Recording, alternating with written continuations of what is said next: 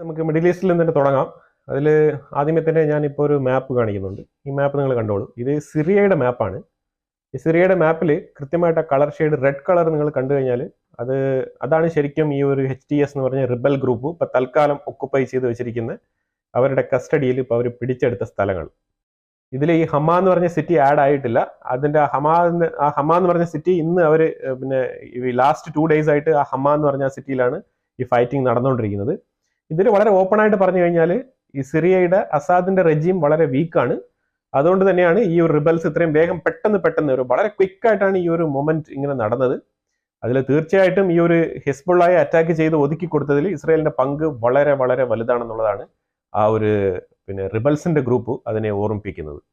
അവർ പല തവണയായിട്ട് പറയുന്നുണ്ട്, ഇത് അപ്രീഷിയേറ്റ് ചെയ്യുന്നുണ്ട് ഇസ്രായേൽ ചെയ്തൊരു പണി. അതായത് ഇസ്രായേൽ അവർക്ക് വേറെ വെപ്പൺ സപ്പോർട്ടോ അല്ലെങ്കിൽ വേറെ ഒരു രീതിയിലുള്ള സപ്പോർട്ടോ അവർ കൊടുക്കുന്നില്ല. ഇസ്രായേൽ ചെയ്ത ഒറ്റൊരു കാര്യം എന്ന് പറഞ്ഞാൽ ഹെസ്ബുള്ളയെ അറ്റാക്ക് ചെയ്തതാണ്. സത്യം പറഞ്ഞാൽ October 7 എന്തിനാണ് ഇസ്രായേലിനെ തൊട്ടത് എന്നുള്ളതിനെ കുറിച്ച് ശരിക്കും റിഗ്രറ്റ് ചെയ്യുന്ന ഒരു അവസ്ഥയിലാണ് ഇറാൻ റെജീം കടന്നു പോയിക്കൊണ്ടിരിക്കുന്നത്. ഇറാന്റെ IRGCയുടെ തലപ്പത്തുള്ള ആൾക്കാർ ശരിക്കും സിറിയ, ഇറാഖ്, ഇറാൻ ഉൾപ്പെടെ 3 സ്ഥലങ്ങളിൽ മാറി റൗണ്ട് അടിച്ച് ചർച്ചകൾ നടത്തി നോക്കുന്നു. പക്ഷെ ഒരു രീതിയിലും ഈ റിബൽസിനെ കൺട്രോൾ ചെയ്യാൻ പറ്റുന്ന എന്നുള്ളതാണ്. ഏതാണ്ട് 2000 റിബൽസിനെ ഇവർ വധിച്ചിട്ടുണ്ടെന്നാണ് ഇവർ അൺഒഫീഷ്യലി റിപ്പോർട്ട് ചെയ്തിരിക്കുന്നത്. ഇന്നലെ 1600 പറഞ്ഞിരുന്നു, പിന്നെ 2000 പറഞ്ഞിട്ടുണ്ട്. പക്ഷേ ഈ റഷ്യയുടെയൊക്കെ സപ്പോർട്ടോട് കൂടി ഇങ്ങനെ ഒരു അറ്റാക്ക് നടത്തുന്ന സമയത്ത് അസാദിന്റെ റെജീം ശരിക്കും പറഞ്ഞാൽ നല്ല രീതിയിലുള്ള അറ്റാക്ക് കാഴ്ചവെക്കേണ്ടതാണ്. ശരിക്കും കാഷ്വാലിറ്റി റിബൽസിന്റെ ഭാഗത്ത് ഈ 2000 അല്ല, ശരിക്കും നല്ല രീതിയിൽ ഉയരേണ്ടതാണ്. പക്ഷെ എന്നിരുന്നാലും ഈ 2000 എന്നുള്ളതൊക്കെ പറയുന്നതിൽ ഒന്നും അല്ല എന്നുള്ളതാണ്. പക്ഷെ അവരുടെ സൈഡിൽ ഒരുപാട് ഈ റിബൽസിന്റെ ഭാഗത്ത് നിന്ന് ഒരുപാട് ഫുട്ടേജസ് വെളിയിൽ വരുന്നുണ്ട്. ഞാനിപ്പോൾ കാണിക്കുന്ന ഫുട്ടേജ് നിങ്ങൾ കണ്ടു കഴിഞ്ഞാൽ ഇത് ഡമാസ്കസിലും അതേപോലെ അലപ്പോ സിറ്റിയിലുമുള്ള വ്യൂ ആണിത്. അവിടെ ഒന്നും ആളനക്കമൊന്നുമില്ല. എല്ലാം ശരിക്കും പറഞ്ഞാൽ മിലിറ്ററിയുടെ പീരങ്കികളും ആർട്ടിലറി ഗൺസ് ഇതൊക്കെ തന്നെയാണ് അവിടെ മൂവിങ്ങിലുള്ളത്. പിന്നെ ഈ വക റിബൽസിന്റെ ബൈക്കുകളാണ് തലങ്ങും വിലങ്ങും പായുന്നത്. അപ്പൊ ഇതാണ് അവസ്ഥ. ഡമാസ്കസിലും ഇന്നലെ ഇസ്രായേൽ നടത്തിയ ഒരു അറ്റാക്കിന് ശേഷം അവിടുത്തെ സ്ഥിതിയും അത്ര നല്ലതല്ല എന്നാണ്. ഡമാസ്കസിൽ ഇരുന്ന് വരുന്ന വാർത്തകളും അത്ര ശുഭകരമല്ല. ശരിക്കും അസാദിനെ കാണാനില്ല എന്നാണ് പറയുന്നത്. കാരണം അസാദ് ശരിക്കും എവിടെയോ മുങ്ങിയിരിക്കുകയാണ്. അസാദ് എവിടെയോ രക്ഷപ്പെട്ടിരിക്കുകയാണെന്നുള്ളതാണ് അറിയാൻ കഴിയുന്നത്. അതായത് ഏതെങ്കിലും ഒരു പിന്നെ ഇൻസർജൻസി, ഒരു എമർജൻസി വന്നു കഴിഞ്ഞാൽ അവിടെ നിന്ന് മുങ്ങാനുള്ള ഏർപ്പാടാണ് അസാദ് നോക്കിക്കൊണ്ടിരിക്കുന്നത്. അപ്പോൾ പല സൈഡിലുള്ള എസ്കേപ്പിസം ആലോചിച്ചാണ് പുള്ളി മുന്നോട്ട് നീങ്ങുന്നത്. എന്തെങ്കിലും ഒരു സാഹചര്യത്തിൽ ഡമസ്കസ് പിടിച്ചെടുക്കാനുള്ള സാഹചര്യം റിബൽസ് അഥവാ ഡമസ്കസ് പിടിച്ചെടുത്തു കഴിഞ്ഞാൽ തീർച്ചയായിട്ടും മുങ്ങാനുള്ള ഏർപ്പാടോട് കൂടി തന്നെയാണ് സിറിയൻ പ്രസിഡന്റ് ആയിട്ടുള്ള അസാദ് തീരുമാനിച്ചിരിക്കുന്നത്. അതാണ് പൊതുവെ ഇന്റലിജൻസ് ഭാഗത്ത് നിന്ന് വരുന്ന റിപ്പോർട്ട്. ഇനിയിപ്പോൾ ഹിസ്ബുള്ളയെ കുറിച്ച് US ഭാഗത്ത് നിന്ന് ഒരു ഇന്റലിജൻസ് റിപ്പോർട്ട് പുറത്തു വന്നിട്ടുണ്ട്. അതിന്റെ ചെറിയ സ്ക്രീൻഷോട്ട് ഞാൻ ഇവിടെ വെക്കാം. അതിൽ അവർ പറയുന്നതെന്ന് പറഞ്ഞാൽ, പക്ഷേ അവർക്ക് തൽക്കാലം സംഭവിച്ചെന്ന് പറഞ്ഞാൽ അവര് ശരിയാണ്, അവർക്ക് കുറെ അറ്റാക്കിംഗ് നേരിടേണ്ടി വന്നു. പക്ഷേ അവർക്ക് കുറച്ച് തളർച്ച സംഭവിച്ചു. ശരിക്കും ഇസ്രായേൽ നല്ല രീതിയിലുള്ള അറ്റാക്കാണ് മുൻനിർത്തി കൊണ്ടുപോയത്. അതുകൊണ്ട് അവരുടെ ഒരുപാട് വെപ്പൺസ് അവർക്ക് നഷ്ടപ്പെട്ടു. ആയുധങ്ങളാണ് പരമാവധി നശിപ്പിക്കപ്പെട്ടത്. അതുപോലെ അവരുടെ അസറ്റുകൾ ഒരുപാട് ടാർഗറ്റ് ചെയ്ത് അറ്റാക്ക് ചെയ്യപ്പെട്ടു എന്നുള്ളത് വലിയൊരു നഷ്ടം തന്നെയാണ്. വൻ വീഴ്ചയാണ് ഹിസ്ബുള്ളയ്ക്ക് സംഭവിച്ചിരിക്കുന്നത്. പക്ഷെ എന്നിരുന്നാലും അവരിപ്പോൾ താൽക്കാലികമായിട്ട് റിക്രൂട്ട്മെന്റ് സ്റ്റാർട്ട് ചെയ്തിട്ടുണ്ട്. റിക്രൂട്ട്മെന്റ് എന്ന് പറഞ്ഞാൽ ഇറാഖിന്റെ ഭാഗത്തുനിന്നും അഫ്ഗാനിസ്ഥാൻ ഭാഗത്തുനിന്നും ഇറാന്റെ ഭാഗത്തുനിന്നും 3 സൈഡിൽ കൂടെ അവർ റിക്രൂട്ട്മെന്റ് തുടങ്ങിയിരിക്കുകയാണ്. റിക്രൂട്ട്മെന്റിലൂടെ പുതിയ ഹയറിംഗ്. അപ്പൊ ഈ റിക്രൂട്ട്മെന്റ് ഈ US ഇന്റലിജൻസ് പറയുന്നത് റിക്രൂട്ട്മെന്റ് തീർച്ചയായിട്ടും നല്ല രീതിയിൽ മുന്നോട്ട് പോകും. കാരണം അതിന്റെ ഒരു സൂചനയായിട്ട് പറയുന്നത് ഈ നസറുള്ള മരിച്ച സ്ഥലത്ത് ഒത്തുകൂടിയ ആൾക്കാരുടെ എണ്ണമാണ്. അവിടെ ദിവസേന ആൾക്കാർ ഒത്തുകൂടുകയാണ്. അപ്പം ഈ നസറുള്ളയുടെ ഫോളോവേഴ്സ് ഒരുപാട് ഉണ്ട് എന്നുള്ളതാണ്. ഈ നസറുള്ളയുടെ ആ ഒരു റിലീജിയസ് മൈൻഡ് സെറ്റിലുള്ള ഫോളോവേഴ്സ് US ഇന്റലിജൻസ് റിപ്പോർട്ടിൽ കൃത്യമായിട്ട് പറഞ്ഞിട്ടുണ്ട്. ഒരുപാട് ആൾക്കാർ വന്ന് ജോയിൻ ചെയ്യും. അതുകൊണ്ട് മാൻ പവർ ക്രിയേറ്റ് ചെയ്യുക, മാൻ പവർ റീക്രിയേറ്റ് ചെയ്യുക എന്നുള്ളത് ഹിസ്ബുള്ളയെ സംബന്ധിച്ചിടത്തോളം ഒരു ചാലഞ്ച് ആയിട്ടുള്ള കാര്യമേ അല്ല എന്നാണ് US റിപ്പോർട്ടിൽ വിലയിരുത്തുന്നത്. ഹിസ്ബുള്ളയ്ക്ക് സിറിയയുടെ ഉള്ളിൽ 55 മിലിറ്ററി ബേസുകളും 515 മിലിറ്ററി ചെക്ക് പോയിന്റുകളും ഉണ്ടെന്നാണ് പറയുന്നത്. അതായത് സിറിയയുടെ ഉള്ളിൽ മാത്രം, ഇറാഖ്, ഇറാൻ ഒഴികെ, ലെബനാനൊക്കെ ഒഴികെയുള്ള സിറിയയിലുള്ള കാര്യം മാത്രമാണ് ഈ പറയുന്നത്. ഇപ്പൊ ഈ സിറിയയിൽ ഞാനൊരു മാപ്പ് കാണിച്ചല്ലോ. ഈ മാപ്പിൽ ഈ ഒരു യെല്ലോ കളർ ഉള്ളതാണ് ശരിക്കും ആസാദിന്റെ കൺട്രോളിൽ വരുന്ന കാര്യം. അതിൽ തന്നെ ആസാദിന്റെ തൊട്ടടുത്ത്, ഡമസ്കസിന്റെ തൊട്ടടുത്ത് തന്നെ ഒരു അതർ ഗ്രൂപ്പ്സ് എന്ന് പറഞ്ഞാൽ കുറെ അതർ മിലിറ്ററി ഗ്രൂപ്പ്സ് ഒക്കെ ചേർന്നുള്ള ഒരു റിബൽ ഗ്രൂപ്പ് അവിടെ ഉണ്ട്. അവര് ഒരു ഗ്രൂപ്പ് ഈ സൈഡിലുണ്ട്. അതാണ് ഈ ഒരു ബ്ലൂ കളറിൽ ഈ സൈഡിൽ കാണിക്കുന്നത്. അതുപോലെ തന്നെ അപ്പുറത്തെ റെഡ് കളറിലുള്ളതാണ് ശരിക്കും ഈ ഒരു HTS എന്ന് പറഞ്ഞ ഈ ഒരു ഗ്രൂപ്പിന്റെ, ഈ HTS ഗ്രൂപ്പിന്റെ അതാണ് ആ റെഡ് കളറിൽ കാണിക്കുന്നത്. കുറച്ചുകൂടെ അത് വരും. ആ ഒരു ഹമ്മ എന്ന് പറഞ്ഞ സ്ഥലം കൂടെ പോയി കഴിഞ്ഞാൽ കുറച്ചുകൂടെ അവരുടെ ക്യാപ്റ്റിവിറ്റി കുറച്ചുകൂടെ കൂടുതൽ വരും ആ സ്പേസ്. അതുപോലെ തന്നെ ഇപ്പുറത്ത് നോക്കി കഴിഞ്ഞാൽ ഗ്രേ കളറിൽ നിങ്ങൾ കാണുന്ന പറഞ്ഞാൽ അത് പിന്നെ കുർദിസ്ഥാൻ മേഖലയാണ്. കുർദ് റബലുകളുടെ സ്ഥലമാണ്. ആ ഒരു ഗ്രേ കളറിൽ കാണിക്കുന്നത്. ഇതിനെതിരെയാണ് തുർക്കി വന്ന് അവിടെ അറ്റാക്ക് ചെയ്യുന്നത്. തുർക്കി ശരിക്കും പറഞ്ഞാൽ ഈ ഒരു അറ്റാക്കിൽ മുതലെടുപ്പ് നടത്തുകയാണെന്നുള്ളതാണ് ഇറാന്റെ തന്നെ വാദം. ഈ റിപ്പോർട്ടിൽ അങ്ങനെ തന്നെയാണ് പറയുന്നത്. തുർക്കി മുതലെടുക്കുകയാണ്. കാരണം തുർക്കി സിറിയയ്ക്ക് വേണ്ടിയോ അല്ലെങ്കിൽ ഇറാന് വേണ്ടിയോ അല്ല അവിടെ വന്ന് പൊരുതുന്നത്. ശരിക്കും തുർക്കി അവിടെ കുർദിഷുകളെ അടിച്ച് ഒതുക്കാൻ വേണ്ടിയിട്ടാണ് അവിടെ വന്നിരിക്കുന്നതാണ് പറയുന്നത്. ഇത് നമ്മൾ 2-3 ദിവസം കൊണ്ട് പറഞ്ഞുകൊണ്ടിരിക്കുന്ന വിഷയമാണ്. ഒരുപാട് റോക്കറ്റുകൾ അവർ ഇസ്രയേലിനെതിരെ ഹിസ്ബുള്ള ഉപയോഗിച്ചെങ്കിലും അവരുടെ റോക്കറ്റ് ശേഖരം എന്ന് പറഞ്ഞാൽ പൊതുവെ 1,30,000 മുതൽ 1,50,000 റോക്കറ്റുകൾ വരെ ഹിസ്ബുള്ളയുടെ അടുത്ത് ഉണ്ടെന്നാണ് പൊതുവിലുള്ള വിലയിരുത്തൽ. അതിൽ അത്രയും റോക്കറ്റുകൾ അവർ ഇസ്രയേലിനെതിരെ ഫയർ ചെയ്തിട്ടുള്ളതാണ്. പിന്നെ കുറച്ചൊക്കെ ഇസ്രയേൽ സീസ് ചെയ്ത് പിടിച്ചിട്ടുണ്ട്. പക്ഷെ എന്നാൽ അവരുടെ അടുത്ത് സ്റ്റോക്ക് ഉണ്ടെന്നാണ് US-ന്റെ ഇന്റലിജൻസിന്റെ വിലയിരുത്തൽ. പിന്നെ ഇറാന്റെ ഭാഗത്തുള്ള ഓയിൽ സ്മഗ്ലിംഗ് അത് ചെയ്യുന്നത് മെയിനായി ഇറാഖിലുള്ള ഇറാനെ സപ്പോർട്ട് ചെയ്യുന്ന ഇസ്ലാമിക് റെസിസ്റ്റ് എന്ന് പറഞ്ഞ ആ ഒരു സംഘടനയാണ് ഇറാന് വേണ്ടിയിട്ടുള്ള സ്മഗ്ലിംഗ് അവിടെ ചെയ്യുന്നത്. അതിൽ പ്രധാനമായിട്ടും ഈ കാര്യങ്ങളൊക്കെ നടത്തുന്ന ഒരാള് അസൈബ് അഹൽ അൽ ഹക്ക് എന്നാണ് ഇയാളുടെ പേര്. ഇയാളാണ് പ്രധാനമായിട്ടും ഈ ഒരു സ്മഗ്ലിംഗിന്റെ കാര്യത്തിൽ വളരെ ഇമ്പോർട്ടന്റ് ആയിട്ട് ചെയ്യുന്നത്. ഇതിൽ കഴിഞ്ഞ ഒരു 3 മാസത്തിനുള്ളിൽ മാത്രം അവർ ഏതാണ്ട് 1 ബില്യനുള്ള സ്മഗ്ലിംഗ് ചെയ്തിട്ടുണ്ട് എന്നുള്ളതാണ്. ഇതാണ് അവരുടെ ഫണ്ടിങ്. ഇതൊക്കെ US-ന്റെ ഇന്റലിജൻസ് റിപ്പോർട്ടിൽ പറയുന്ന കാര്യങ്ങളാണ്. അപ്പൊ അതിൽ 1 ബില്യൺ ചെയ്തിട്ടുണ്ട്. അവർ ആനുവലി മിനിമം കുറയാണ്ട് ഒരു 3 ബില്യന്റെ ഓയിൽ സ്മഗ്ലിംഗ് ചെയ്യുന്നുണ്ട് എന്നുള്ളതാണ് ആ റിപ്പോർട്ട് കൃത്യമായിട്ട് വിലയിരുത്തുന്നത്. ഇതിന്റെയൊക്കെ പശ്ചാത്തലത്തിലാണ് ഇറാന്റെ 35 കമ്പനികൾ, അതായത് ഇതുമായിട്ട് ബന്ധപ്പെട്ട 35 ഷിപ്പിംഗ് കമ്പനികളെയാണ് ഇന്നലെ USA ബാൻ ചെയ്തത്. ഇതുമായിട്ട് റിലേറ്റ് ചെയ്ത് ട്രാൻസ്പോർട്ടേഷൻ നടത്തുന്നത്. ഇവർ ചെയ്യുന്ന പറഞ്ഞാൽ ഇവിടെ കടലിൽ കൊണ്ട് ആ മിഡിൽ വെച്ചിട്ട് ഇവരുടെ ഫ്ലാഗ് ഒക്കെ മാറ്റിയിട്ട് കടലിന്റെ ഉള്ളിൽ വെച്ചിട്ടാണ് ഇതിന്റെ ഒരു സ്വിച്ചിങ് നടത്തുന്നത്. അതായത് ഇവിടെ നിന്ന് കൊണ്ടുപോകുന്നത്, അതായത് ഇറാനിൽ നിന്ന് ഓയിൽ എടുക്കുന്ന വെസൽ അല്ല ശരിക്കും ആ ഡെലിവറി പോയിന്റിൽ എത്തുന്ന വെസൽ. ഇതിന്റെ ഇടയിൽ ഇവർ ഒരു എക്സ്ചേഞ്ച് നടത്തുന്നുണ്ട് കടലിന്റെ മധ്യത്തിൽ വെച്ചിട്ട്. ആ ഒരു എക്സ്ചേഞ്ച് ഉൾപ്പെടെയുള്ള കാര്യങ്ങൾ അതിനകത്ത് ഡീറ്റെയിൽ ആയിട്ട് എലോബറേറ്റ് ചെയ്ത് കൊടുത്തിട്ടുണ്ട്. അപ്പൊ ഈ വക കാര്യങ്ങളൊക്കെ കണ്ടെത്തിക്കൊണ്ടാണ് ഈ ഒരു ഇമാതിരിയുള്ള എക്സ്ചേഞ്ചിനും ഉൾപ്പെടുന്ന 35 കമ്പനികളെയാണ് കണ്ടെത്തിയിരിക്കുന്നത്. US-ന്റെ കൃത്യമായിട്ടുള്ള ഇന്റലിജൻസിന്റെ കണ്ടെത്തലിന്റെ പേരിലാണ് ഈ ഒരു നിയമ നടപടി എടുത്തിരിക്കുന്നത്. കാരണം ഈ മറ്റുള്ള കമ്പനികൾക്ക് അനാവശ്യമായിട്ട് ക്ലെയിം ഉന്നയിക്കാൻ കഴിയില്ലല്ലോ. അല്ല, ഞങ്ങൾ പെട്ടിട്ടില്ല, ഞങ്ങൾക്ക് എന്തിനാണ് ബാൻ എന്ന് പറഞ്ഞിട്ട് ഒരു കമ്പനി പോലും ഇതുവരെ വന്നിട്ടില്ല. അപ്പൊ തീർച്ചയായിട്ടും ഈ കമ്പനികൾ ഇതിനകത്ത് ഇൻവോൾവ് ആണെന്നാണ് അറിയാൻ പറ്റുന്നത്. കാരണം 2 ദിവസമായി ഈ ഒരു ബാൻ കൊടുത്തിട്ട്, ഈ ഒരു സാങ്ഷൻ കൊടുത്തിട്ട് ഈ ഒരു 35 കമ്പനികൾക്ക്. ഈ സ്മഗ്ലിംഗ് കൃത്യമായിട്ട് ചെയ്യുന്ന ഈ ഒരു ലീഡർ ആയിട്ടുള്ള അസൈബ് അഹൽ അൽ ഹക്ക് എന്ന് പറഞ്ഞ ഈ ഒരു വ്യക്തി ശരിക്കും ഇറാഖിന്റെ പ്രൈം മിനിസ്റ്റർ ആയിട്ടുള്ള സുഡാനി മുഹമ്മദ് ഷിയ അൽ സുഡാനിയുമായിട്ട് നല്ല രീതിയിലുള്ള ബന്ധം, വലങ്കയാണെന്നാണ് പറയുന്നത്. ആ രീതിയിലുള്ള കമ്മ്യൂണിക്കേഷൻസും കോൺടാക്റ്റും ബന്ധങ്ങളും ഉണ്ടെന്നുള്ളതാണ്. അപ്പൊ ഇതിന്റെ ഒരു വിഹിതം എന്ന് പറഞ്ഞാൽ അവരൊക്കെ പറ്റുന്നുണ്ട്. അങ്ങനെ തന്നെയാണ് അവരൊക്കെ ജീവിക്കുന്നത്. ആ രീതിയിലാണ് ഇറാഖിന്റെ പ്രൈം മിനിസ്റ്ററിന്റെ മേലിലും ഈ ഒരു അലിഗേഷൻ വെക്കുന്നത് ഈ റിപ്പോർട്ട്. ഇതിനകത്തുനിന്ന് ആർക്കും എസ്കേപ്പ് ചെയ്യാനൊന്നും പറ്റത്തില്ല. ഇതുകൊണ്ട് ക്ലിയർ ആയിട്ടുള്ള പിക്ചറൊക്കെ വളരെ വ്യക്തമാണ്. ഇറാഖിന്റെ പ്രൈം മിനിസ്റ്റർ ആയിക്കോട്ടെ ഇനി പൊതുവേദിയിൽ വന്നിട്ട് UN-ൽ വന്നിട്ട് ഞങ്ങൾ ഇറാന്റെ ഭാഗമല്ല, അല്ലെങ്കിൽ ഇറാഖിനെ മാത്രം റെപ്രസെന്റ് ചെയ്യുന്ന ആൾക്കാരാണ്, പിന്നെ നമ്മുടെ എയർബേസ് ഉപയോഗിക്കാൻ പാടില്ല, അങ്ങനെയൊക്കെ പറഞ്ഞാൽ യാതൊരു കാര്യമില്ല എന്നുള്ളതാണ്. കാരണം കൃത്യമായിട്ട് തെളിവുകൾ സഹിതം ഇതാ പുറത്ത് കിടക്കുകയാണ് സാധനം.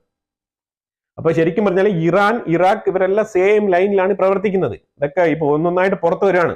ഇപ്പൊ ലെബനാൻ മാത്രമല്ല, ഇറാഖും ഈ ഒരു ടീമിൽ തന്നെയാണ്.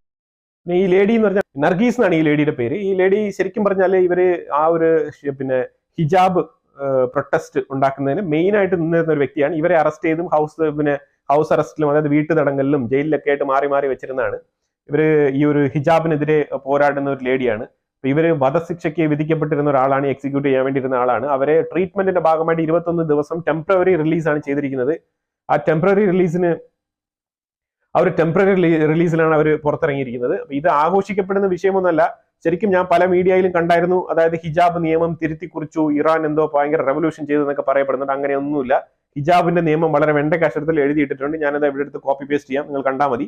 ഇതിനകത്ത് കൃത്യമായി പറയുന്നുണ്ട്, നിങ്ങൾ മുഖം കവർ ചെയ്യാണ്ട്, അല്ലെങ്കിൽ അതായത് സ്കാർഫ്, ഈ പറയുന്ന ആ ഒരു തല കവർ ചെയ്യാണ്ട് വിർച്വൽ മീറ്റിംഗിലോ ഡയറക്റ്റ് ഫിസിക്കലായിട്ടോ അപ്പിയർ ചെയ്ത് കഴിഞ്ഞാൽ നല്ല രീതിയിലുള്ള പെനാൽറ്റി കിട്ടും.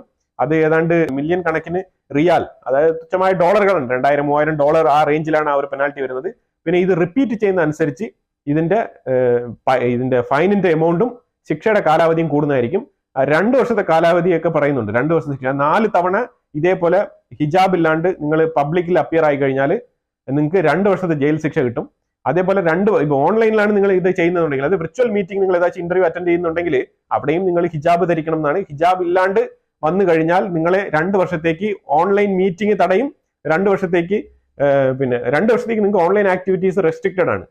ഇന്റർനെറ്റ് പോലും ഉപയോഗിക്കാൻ പറ്റാത്ത അവസ്ഥയായിട്ട് അവിടെ മാറിയിരിക്കുകയാണ്. ഹിജാബ് നിയമം കുറച്ചുകൂടെ സ്ട്രിക്റ്റ് ആയിരിക്കുകയാണ്. ഇത് മസൂദ് പെസസ്കിയാൻ, ഇറാന്റെ പ്രസിഡന്റ് ആണ് മസൂദ് പെസസ്കിയാൻ. പുള്ളി ഭയങ്കര റെവല്യൂഷണറി ആയിട്ട് വന്നിട്ട് ഹിജാബ് നിയമം മാറ്റി എഴുതും മാറ്റി കുറിക്കും എന്നൊക്കെ പറഞ്ഞുകൊണ്ടാണ് വന്നത്. ആ രീതിയാണ് വന്ന് വോട്ട് മേടിച്ച് വിജയിച്ചിരിക്കുന്നത്. പക്ഷെ ഇപ്പൊ പുള്ളിക്ക് മുഖം പുറത്ത് കാണിക്കാൻ പറ്റാത്ത അവസ്ഥയാണ്. ഇത് എങ്ങനെ ഈ ഒരു ഹിജാബ് ലോയെ ഞാൻ ഇല്ലായ്മ ചെയ്യും, എലിമിനേറ്റ് ചെയ്യും, അഥവാ ഇതിനെക്കുറിച്ച് തിരുത്തി കുറിക്കും എന്നുള്ള നിലയിൽ ഭയങ്കരമായി ആലോചിച്ച് വിഷമിച്ചിരിക്കുന്ന ഒരു അവസ്ഥയിലാണ് ഈ വ്യക്തി ഇപ്പം ഉള്ളത്. ഇത് കൂടാതെ ഇപ്പൊ ഈ ഒരു നടപടിയില്ലേ, അതായത് ഈ ഹിജാബ് നിയമം ഇന്നലെയാണ് ഇത് പബ്ലിക്കലി ഇത് അനൗൺസ് ചെയ്തത്. അവർ അനൗൺസ് ചെയ്ത നേരം മുതൽ ഇതിനെക്കുറിച്ചുള്ള ചർച്ചകളും പിന്നെ എങ്ങനെയാണ് ഒരു പ്രൊട്ടസ്റ്റ് സംഘടിപ്പിക്കാമെന്നുള്ള നിലയിലുള്ള ആലോചനകളും ഭയങ്കര തകൃതിയായിട്ട് നടക്കുന്നുണ്ട് ഇറാന്റെ ഉള്ളിൽ. വൈകാതെ തന്നെ ഒരു പ്രൊട്ടസ്റ്റ് നടക്കാനുള്ള സാധ്യതയാണ് കാണുന്നത്. അത് കൂടാതെ തന്നെ ഇത് ഞാൻ പറഞ്ഞല്ലോ, ഇവർക്ക് ഒരു കാലത്തും ഇവർക്ക് ഈ ഒരു നിയമം മാറ്റിക്കുറിക്കാൻ പറ്റത്തില്ല. കാരണം അങ്ങനെ മാറ്റാൻ പറ്റുന്ന നിയമങ്ങളാണെന്നുണ്ടെങ്കിൽ പിന്നെ എപ്പോഴും പലതും മാറ്റാറുന്നല്ലോ. അപ്പൊ അതുകൊണ്ട് ഇത് അങ്ങനെ മാറ്റാൻ പറ്റുന്ന നിയമമല്ല. പലരും വിചാരിക്കുന്ന പോലെ ഇറാൻ ഒരു റിഫോർമേഷനിലോട്ടോ അല്ലെങ്കിൽ ഒരു നവനാഗരികത്തിലോട്ടോ സഞ്ചരിക്കുമെന്ന് ആരും വിചാരിക്കേണ്ട. അങ്ങനെയൊന്നും പോകത്തില്ല ഒരിക്കലും. ഇതാണ് പുതിയ നിയമം സ്കാർഫ് മസ്റ്റ് ആണെന്നുള്ളതാണ്. കാരണം നിയമം കുറച്ചുകൂടെ കർശനമായിട്ട് വന്നിരിക്കുകയാണെന്നുള്ളതാണ് മനസ്സിലാക്കാൻ പറ്റുന്നത്. ഇന്നലെ ഇസ്രായേൽ ഗാസയ്ക്കുള്ളിൽ അൽ മവാസി എന്ന് പറഞ്ഞ സ്ഥലത്ത് ഒരു അറ്റാക്ക് നടത്തിയിട്ടുണ്ട്. അവിടെ 20 പേർ കൊല്ലപ്പെട്ടു എന്നാണ് പറയപ്പെടുന്നത്. ലബനാൻ ഇസ്രായേലെ ബ്ലെയിം ചെയ്തിട്ടുണ്ട്. ലബനാൻ പറയുന്നത് ഏതാണ്ട് 12 വട്ടം ഈ സീസ് ഫയർ എഗ്രിമെന്റ് ഒപ്പിട്ടതിന് ശേഷം ഇസ്രായേൽ 12 പ്രാവശ്യം വയലേറ്റ് ചെയ്തിട്ടുണ്ട്, അറ്റാക്ക് നടത്തിയിട്ടുണ്ടെന്നാണ് പറയുന്നത്. അതിൽ കുറച്ച് സിവിലിയൻസിന് കുറച്ച് ബാഡ്ലി ഇമ്പാക്ട് ഉണ്ടാക്കിയിട്ടുണ്ടെന്നുള്ളതാണ് പറയുന്നത്. സിവിലിയൻസ് 1-2 ആൾക്കാർ അതിനകത്ത് കൊല്ലപ്പെട്ടിട്ടുണ്ടെന്നുള്ളതാണ് ലബനാന്റെ സൈഡിൽ നിന്ന് വരുന്ന ഒരു അലിഗേഷൻ. പിന്നെ ഇസ്രായേൽ ഇതിനെല്ലാം കൃത്യമായിട്ടുള്ള മറുപടി കൊടുത്തിട്ടുണ്ട്. എന്ത് കാരണത്തിനാണ്, ഏത് റീസണിനാണ് അറ്റാക്ക് ചെയ്യുന്നത് ക്ലിയർ ആയിട്ടുള്ള എവിഡൻസ് കൃത്യമായി നിരത്തിക്കൊണ്ടാണ് ഇസ്രായേൽ ഈ ഒരു അറ്റാക്കുകളെല്ലാം ചെയ്തിരിക്കുന്നതാണ് ഇതിനകത്ത് ഏറ്റവും മനസ്സിലാക്കേണ്ട ഒരു കാര്യം. പിന്നെ ഇസ്രായേൽ ഇന്ന് ഗാസയ്ക്കുള്ളിൽ നിന്ന് ഒരു ഡെഡ് ബോഡി, അതായത് ഈ ബന്ദികളായിട്ട് പിടിച്ചുകൊണ്ടുപോയി ഈ ഒക്ടോബർ 7-ാം തീയതി പിടിച്ചുകൊണ്ടുപോയ ബന്ദിയായിട്ട് പിടിച്ചുകൊണ്ടുപോയ ഒരു വ്യക്തിയുടെ ഡെഡ് ബോഡി റിക്കവർ ചെയ്തിരിക്കുകയാണ്. അത് ഏതാണ്ട് ഈ പാരന്റ്സിനെ, അതായത് ഒക്ടോബർ 7-ൽ ഈ വ്യക്തിയുടെ പാരന്റ്സിനെ കൊലപ്പെടുത്തിക്കൊണ്ട് ഈ ഒരു കക്ഷിയെ ശരിക്കും അവർ ബന്ദിയാക്കി കൊണ്ടുപോയതാണ്. മരണകാരണത്തിനെ കുറിച്ചുള്ള ഡീറ്റെയിൽസ് ഒന്നും വ്യക്തമല്ല. പക്ഷേ ഗാസയിൽ നിന്നും ഈ ബോഡി റിക്കവർ ചെയ്തിട്ടുണ്ട്. ഇറ്റായ് സ്രിവിസ്കി എന്നാണ് പുള്ളിയുടെ പേര്, ഇറ്റായ് സ്രിവിസ്കി. ഇയാളുടെ ബോഡിയാണ് ഗാസയിൽ നിന്ന് റിക്കവർ ചെയ്തിരിക്കുന്നത്. ട്രംപിന്റെ ഒരു നിലപാടുണ്ടായിരുന്നല്ലോ. ട്രംപ് പറഞ്ഞു 20-ാം തീയതിക്കുള്ളിൽ ഈ ബന്ദികളെല്ലാം വിട്ടയക്കണം എന്നുള്ള രീതിയിലുള്ള ലാസ്റ്റ് വാർണിംഗ് പോലെയാണ് ട്രംപ് കൊടുത്തിരുന്നത്. അപ്പൊ അതുകൊണ്ട് ഖത്താർ വീണ്ടും ഈ ഒരു പിക്ചറിലേക്ക് വരികയാണ്. ഖത്താർ ശരിക്കും വീണ്ടും ഞങ്ങൾ മീഡിയേഷൻ സ്റ്റാർട്ട് ചെയ്യുന്നു. എനിക്ക് തോന്നുന്നത് വെച്ചാൽ ട്രംപ് വിളിച്ച് സംസാരിച്ചിട്ടുണ്ട്. ട്രംപിന്റെ അടുത്തൊരു കോർഡിനേഷൻ ചെയ്തിട്ടാണ് ഈ ഒരു ഡിസിഷൻ എടുത്തിരിക്കുന്നത്. അപ്പൊ ഖത്താർ വീണ്ടും മീഡിയേഷനിലേക്ക് വരികയാണ്. അപ്പൊ ഹമാസിന്റെ ആൾക്കാരെയൊക്കെ വീണ്ടും ഖത്തറിലേക്ക് വിളിച്ചു വരുത്തിയിട്ടുണ്ടെന്നുള്ളതാണ്. ഇത് ഓൾറെഡി ഖത്താറിലേക്ക് അവർ പോയി, 2-3 ദിവസം മുമ്പേ പോയി. നമ്മൾ ഈ ന്യൂസിൽ 2-3 ദിവസം മുമ്പേ ഇതിനെക്കുറിച്ച് പറയുന്നുണ്ട്, ഹമാസിന്റെ ആൾക്കാർ ഖത്തറിൽ പോയി എന്നുള്ളത്. അപ്പൊ അതുകൊണ്ട് ശരിക്കും പറഞ്ഞാൽ അവർ ഖത്തറിലുണ്ട്. അപ്പൊ അവര് വീണ്ടും ഈ ഒരു ഡിസ്കഷൻ സ്റ്റാർട്ട് ചെയ്യാണ്. അതായത് ഈ ഒരു ഗാസയ്ക്കുള്ള സീസ് ഫയറിന് വേണ്ടിയിട്ടുള്ള ഡിസ്കഷൻ വീണ്ടും റീസ്റ്റാർട്ട് ചെയ്തിരിക്കുകയാണ് ഖത്തർ. അപ്പൊ ഇത്തവണയെങ്കിലും ഒരു മീഡിയേഷൻ ഉണ്ടാവും എന്നാണ് വിശ്വസിക്കപ്പെടുന്നത്. അപ്പൊ എന്തായാലും കാണാം ഏത് രീതിയിലാണ് ഇത് മുന്നോട്ട് പോകുന്നത്. ഈ ആഡം ബൊഹീമർ എന്ന് പറഞ്ഞ വ്യക്തി, ഇയാള് അബ്രഹാം അക്കോർഡിൽ ഒരു ലീഡിംഗ് മീഡിയേഷൻ വഹിച്ച ഒരാളാണ്. അതുപോലെ തന്നെ മിഡിൽ ഈസ്റ്റിൽ പല ക്രൈസിസിലും ഇടപെട്ടിരുന്ന ഒരു വ്യക്തിയാണ്. ഈ വ്യക്തിയാണ് ശരിക്കും ട്രംപ് ഇതിന് അപ്പോയിന്റ് ചെയ്തിരിക്കുന്നത്. അതായത് US-ന്റെ ബന്ദികൾ, അതായത് ജൂസ് ആയിട്ട് ഈ 101 ആൾക്കാരിൽ ഏതാണ്ട് 7 പേര് US പൗരന്മാരാണ്. അപ്പൊ അതിൽ ഒരാൾ ഓൾറെഡി മരണപ്പെട്ടു. ഇനി ബാക്കിയുള്ള 6 പേരും US പൗരന്മാരാണ്. അപ്പൊ അവരുടെ മോചനത്തിനായി കൃത്യമായിട്ട് സംസാരിക്കാൻ വേണ്ടിയിട്ടാണ് ഈ ഒരു റെപ്രസെന്റേറ്റീവ് ആഡമിനെ ട്രംപിന്റെ പേഴ്സണൽ അഡ്വൈസർ ആയിട്ട് ഇങ്ങോട്ട് അയച്ചിരിക്കുന്നത്. അപ്പൊ ഈക്വലി ട്രംപ് ഇരുന്ന് സംസാരിക്കുന്ന പോലെ തന്നെയാണ് ഈ ആഡം ഇരുന്ന് കാര്യങ്ങൾ ഡീൽ ചെയ്യുന്നത്. ആ രീതിയിലാണ് കാര്യങ്ങൾ നടക്കുന്നത്. അപ്പൊ അതായത് ഈ ഒരു പുതിയ മീറ്റിംഗിൽ ഈ ആഡം പങ്കെടുക്കുന്നതായിരിക്കും ഈ ഖത്താറിൽ നടക്കുന്ന ഈ ഒരു നെഗോസിയേഷൻ ടോക്കിൽ.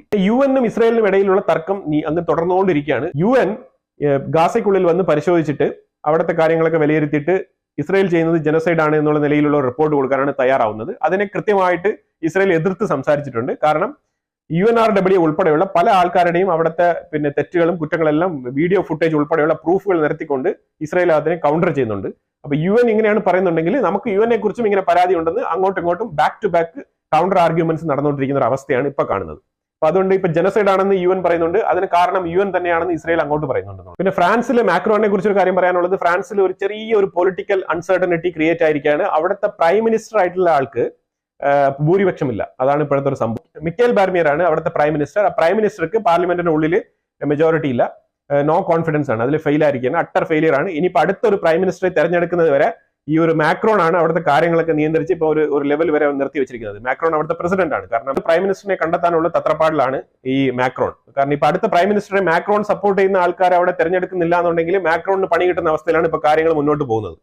പിന്നെ ഇത് ഭൂട്ടാന്റെ രാജാവും രാജ്ഞിയുമാണ്. അവർ ഇന്ന് ഇന്ത്യ സന്ദർശിക്കുന്നുണ്ട്. പ്രൈം മിനിസ്റ്റർ മോദിയുമായിട്ട് അവർ കണ്ടൊരു മീറ്റിംഗ് ഒക്കെ നടക്കുന്നുണ്ട്. കാരണം ഭൂട്ടാൻ ശരിക്കും പറഞ്ഞാൽ നമ്മുടെ ഒരു ഫ്രണ്ട്ലി നേഷൻ ആണ്. അപ്പൊ ആ രീതിയിൽ തന്നെയാണ് ആ ഒരു സന്ദർശനം നടന്നത്. അപ്പൊ അത് അവർക്ക് ശരിക്കും ഭൂട്ടാന് കുറച്ച് സഹായങ്ങളും കാര്യങ്ങളൊക്കെ ഇന്ത്യ ചെയ്യുന്നുണ്ട്. അപ്പൊ അത് കുറച്ചും കൂടെ ഡെവലപ്മെന്റ് നല്ല രീതിയിൽ കൊണ്ടുപോകാനും ഒരു മ്യൂച്വൽ ഫ്രണ്ട്ഷിപ്പ് കുറച്ചുകൂടെ ശക്തമാകാനും വേണ്ടിയിട്ടാണ് ആ ഒരു മീറ്റിംഗ് നടത്തിയത്. പിന്നെ ഈ ഒരു പ്രൊട്ടസ്റ്റ് നിങ്ങൾ കണ്ടല്ലോ. ഈ പ്രൊട്ടസ്റ്റ് ശരിക്കും സൗത്ത് കൊറിയയിൽ നടക്കുന്ന പ്രൊട്ടസ്റ്റ് ആണ്. ഈ പ്രൊട്ടസ്റ്റ് വളരെ ശക്തമാണ്. അവിടുത്തെ ഗവർണറെ താഴെ ഇറക്കിയിട്ടേ ഈ പ്രൊട്ടസ്റ്റ് അവസാനിക്കൂ എന്നുള്ള നിലയിലാണ് കാര്യങ്ങൾ മുന്നോട്ട് പോകുന്നത്. ഈ സൗത്ത് കൊറിയയെ നമ്മൾ നോക്കിക്കഴിഞ്ഞാൽ അവിടെ ഒരുപാട് പ്രശ്നങ്ങളുണ്ട്. സൗത്ത് കൊറിയയെ കുറിച്ച് സെപ്പറേറ്റ് തന്നെ ഒരു വീഡിയോ ഇടേണ്ടി വരും. കാരണം സൗത്ത് കൊറിയയുടെ പല പ്രസിഡന്റുമാരെ നിങ്ങൾ ഇയർ ബൈ ഇയർ നിങ്ങൾ നോക്കിക്കഴിഞ്ഞാൽ ഭയങ്കര ക്രൈസിസ് ആണ് അവരുടെ ആവശ്യങ്ങൾ. പലരും കൊല്ലപ്പെട്ടിരിക്കുന്നു, പലരും പല സ്ഥലങ്ങളിലേക്ക് നാട് കടത്തപ്പെട്ടിരിക്കുന്നു. ഈ ലാസ്റ്റ് 1-2 പ്രസിഡന്റുമാരാണ് ശരിക്കും അവിടെ സ്റ്റേ ചെയ്യുന്ന ആൾക്കാർ. ബാക്കിയെല്ലാം ഈ സൗത്ത് കൊറിയ വളരെ അറഗന്റ് ആയിട്ടുള്ള പെരുമാറ്റമാണ്. അവിടുത്തെ ഒരു ഹിസ്റ്ററി നോക്കിക്കഴിഞ്ഞാൽ പ്രസിഡന്റുമാർക്കൊക്കെ ദയനീയ അവസ്ഥയാണ്. പിന്നെ ഈ പ്രസിഡന്റിനെ കുറിച്ച് പറയുന്നിടത്തോളം ഈ യോണിനെ കുറിച്ച് ഈ പറയുന്നതെന്ന് പറഞ്ഞാൽ ഈ നിലവിലുള്ള പ്രസിഡന്റിനെ കുറിച്ച് പറയുന്നത് പറഞ്ഞാൽ ഒരുപാട് അലിഗേഷൻസ് ഉണ്ട്. അലിഗേഷൻസിൽ കംപ്ലീറ്റ് ഈ ഒരു കറപ്ഷൻ ആണ്. അതുപോലെ ലിമിറ്റഡ് എമൗണ്ടിലുള്ള ഗിഫ്റ്റുകൾ മാത്രമേ റിസീവ് ചെയ്യാൻ പാടുള്ളൂ, സ്വീകരിക്കാൻ പാടുള്ളൂ എന്നുള്ള നിയമമൊക്കെ അവിടെ നിലനിൽക്കുന്ന ഒരു രാജ്യമാണ്. ലക്ഷക്കണക്കിലുള്ള വില വരുന്ന ബാഗൊക്കെ ഈ ഒരു പ്രസിഡന്റിന്റെ ഭാര്യ കൊണ്ടു നടക്കുന്നത്. അപ്പൊ ഇതുപോലുള്ള കാര്യങ്ങളൊക്കെ അവിടെ ഈ ഒരു വിഷയം വരുന്നത് കൊണ്ട് തന്നെ, ഈ പ്രസിഡന്റിനെ ചൊല്ലി ഈ ഒരു വിഷയം ഇവിടെ നടക്കുന്നത് കൊണ്ട് തന്നെ പല രീതിയിലുള്ള അലിഗേഷൻസ് ഒക്കെ മുന്നോട്ട് വരുന്നുണ്ട്. നോർത്ത് കൊറിയൻ പ്രോക്സിക്ക് വേണ്ടി പ്രവർത്തിക്കുന്ന ആൾക്കാർ ഈ സൗത്ത് കൊറിയൻ ഈ പ്രസിഡന്റിന് വേണ്ടി നടക്കുന്ന പ്രക്ഷോഭത്തിൽ വളരെ നിർണായക പങ്ക് വഹിക്കുന്നു എന്നുള്ളതാണ് അതായത് ഗവൺമെന്റിന്റെ ഭാഗത്ത് നിന്ന് വരുന്ന ഒപ്പീനിയൻ. സൗത്ത് കൊറിയ ഗവൺമെന്റിന്റെ ഭാഗത്ത് നിന്ന് വരുന്ന ഒപ്പീനിയൻ ഉണ്ടെങ്കിൽ തന്നെയും അതും പ്രസിഡന്റിന്റെ തലയിൽ തന്നെ വന്നിരിക്കുള്ളൂ. അപ്പൊ അത് രാജ്യസുരക്ഷയെ ബാധിക്കുന്ന വിഷയമാണ്. അപ്പൊ സുരക്ഷാ വീഴ്ച വരുത്തി എന്നുള്ള നിലയിൽ അതും പുള്ളിയെ തന്നെയാണ് തിരിച്ചടിക്കുന്നത്. ആ രീതിയാണ് കാര്യങ്ങളൊക്കെ മുന്നോട്ട് പോകുന്നത്. വിവിധ തരത്തിലുള്ള ഇന്റർനാഷണൽ അപ്ഡേറ്റ്സ് ആണ് ഞാൻ ഇതിനകത്ത് നിങ്ങൾക്ക് തന്നത്. തീർച്ചയായിട്ടും ഇതിനെക്കുറിച്ചുള്ള വിവിധ വിഷയങ്ങളെക്കുറിച്ചുള്ള നിങ്ങളുടെ അഭിപ്രായങ്ങൾ കമന്റ് ബോക്സിൽ രേഖപ്പെടുത്തുക. വീഡിയോ ഇഷ്ടപ്പെട്ടു കഴിഞ്ഞാൽ ലൈക്ക് ചെയ്യുക, ഷെയർ ചെയ്യുക. അതുപോലെ തന്നെ ആദ്യമായിട്ടാണ് ഈ ചാനൽ കാണുന്നുണ്ടെങ്കിൽ ചാനൽ മറക്കാതെ സബ്സ്ക്രൈബ് ചെയ്യുക. വീണ്ടും അടുത്ത വിഷയമായിട്ട് വരാം. Thank you so much.